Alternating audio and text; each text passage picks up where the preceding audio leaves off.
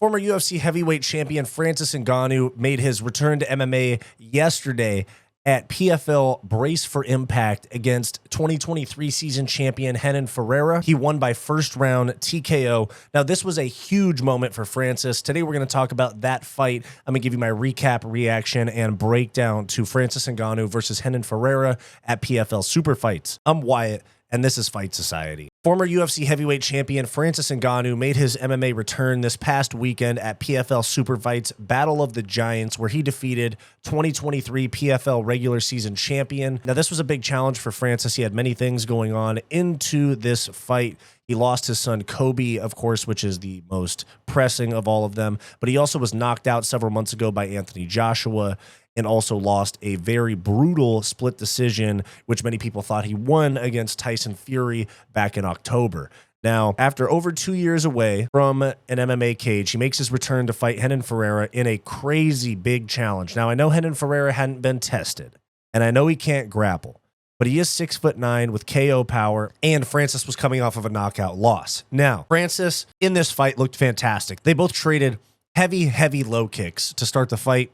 And from the first one that Francis threw, I was basically like, oh yeah, he's back. He threw it hard, quick, hit it well, didn't telegraph it. And then he ended up having a perfectly timed double leg on a right hand from Ferreira. Shot the double leg, got the takedown, had about 2 minutes of control time. Eventually, Ferreira ended up turning away from Francis in an attempt to get back up to his feet. And this is where Francis unloaded some of this right here. Some absolutely nasty ground and pound. KO'd him cold, but he was up against the cage and it held his body up. So I think that Dan Miragliotta was not totally sure if he was out. And so the fight went on a little too long, and Francis actually ended up landing about 5 shots to an unconscious Renan Ferreira's head, some of them to the back of his head. Francis wins, becomes PFL Super Fight champion, as we see right here. And he gave one of the best promos that we've seen in a while. He cried about his son, Kobe. He talked about that he never had a chance to fight for his son, and in this fight, he had an opportunity to. Thanked his coaches, all that. It was a fantastic promo. You can even see that how relieved PFL was that Francis won this fight. It was looking rough. It was looking like they might have given him this sweet deal just to lose him and never see him in the PFL. But now Francis has a win. They're launching PFL Africa in 2025.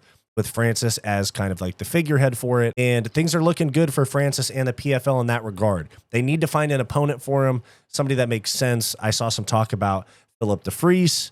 I saw some talk about Deontay Wilder in a boxing and MMA 2-fight deal. There's not a lot out there for Francis unless it involves a UFC co-promote with Jon Jones. And I think that's what you have to do. I think that the Saudi money comes in and they convince not Dana, not the UFC, but Endeavor/TKO Holdings Group that this massive sum of money is worth making Francis Ngannou versus Jon Jones, PFL, UFC co-promote. And I think here's how you do it. Jon Jones beats Stipe, retires. You know what I'm saying? Retires. Tom Aspinall versus Alex Pereira, UFC Heavyweight Undisputed title.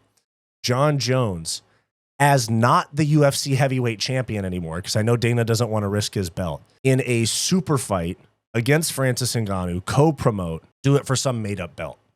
The UFC heavyweight division can move along. Tom Aspinall can finally get his flowers as heavyweight champion, get a massive super fight of his own with Alex Pereira. Jon Jones beats Stipe, quote-unquote retires and vacates the belt, and then they do a super fight belt in a PFL UFC co-promote, Francis versus Jon Jones, funded by Saudi money, like ridiculous hundreds of millions of dollars. That's what you do. If you're PFL, that's what you try to make happen. I think that's the only way that they can capitalize off of Francis's name with them, because if they have him fight like a Phil DeFries or they have him fight like a Vadim Nemkov, one, he might lose, and two, the person has no name, and Francis's deal has it cut out to where his opponent makes $2 million minimum. So you have to do it against somebody that's a name. You can't just throw Vadim Nemkov in there, who's not going to generate $2 million worth of revenue for you against Francis. So I think that's what you have to do. You have to do Jon Jones versus Francis Ngannou in a PFL UFC co-promote, but Jon has to vacate the heavyweight belt.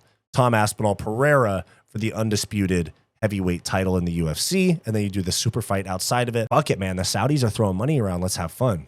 You know what I'm saying? So that's my thoughts. Francis, huge mountain to climb yet again in his life, came through yet again. Guy's just a winner. And that's what I said.